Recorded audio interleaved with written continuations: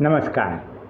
ભગવાને ભગવદ્ ગીતાના 7મા અધ્યાયના 14મા શ્લોકમાં કહ્યું છે, દૈવી એસી મમ માયા દુરત્યયા.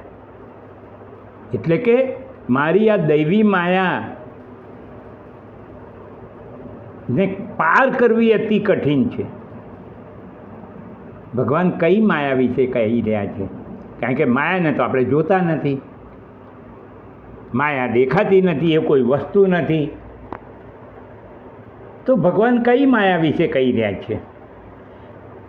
અને એ માયાના કારણે જ આપણે સુખ દુઃખ મિશ્રિત જીવન જીવીએ છીએ. ભય, ચિંતા, ટેન્શન વગેરે માયાના કારણે જ ઉત્પન્ન થાય છે. ભગવાને એનો રસ્તો પણ બતાવ્યો છે 15મા અધ્યાયમાં, અસંગ શસ્ત્રે ને દ્રઢે ને ચિત્વા કહીને. પણ એ માયા શું છે? તો એ માયા શું છે એ સમજાવવા માટે આપણા એક મહાન ગુરુ સ્વામી વિદ્યારણ્યએ પંચદશી નામનું એક પુસ્તક લખ્યું છે, અને એમાં એમણે ઈશ્વર સૃષ્ટિ અને જીવ સૃષ્ટિ એ રીતે સમજાવ્યું છે કે એક ભગવાને બનાવેલું જગત છે જેની અંદર બધું જ આવી જાય, જેમ કે આસમાન, સૂર્ય, ચંદ્ર, તારા,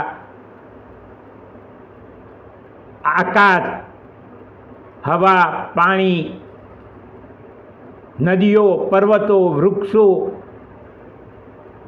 સાગરો અને જુદા જુદા રૂપવાળા અને જુદા જુદા સ્વભાવવાળા પ્રાણીઓ. આ બધું જ ભગવાને બનાવેલું છે. પણ એ ઈશ્વર સૃષ્ટિ આપણને સુખ અરે દુઃખ નથી આપતી. એ ભગવાને આપણા અસ્તિત્વ માટે અને આપણા સુખ માટે બનાવ્યા છે.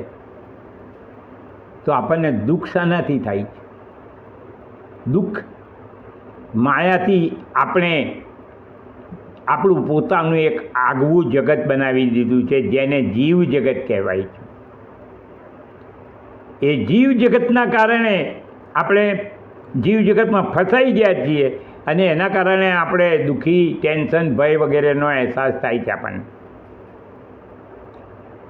મારા ભાઈઓ બહેનો, જો તમને આવી આધ્યાત્મિક વાતો સાંભળવાની ગમતી હોય અને ડિટેલમાં સાંભળવું હોય તો મારી channel Bhagavad Gita way to success subscribe કરીને સાંભળો. તમને બધું જ વિસ્તારથી સાંભળવા મળશે.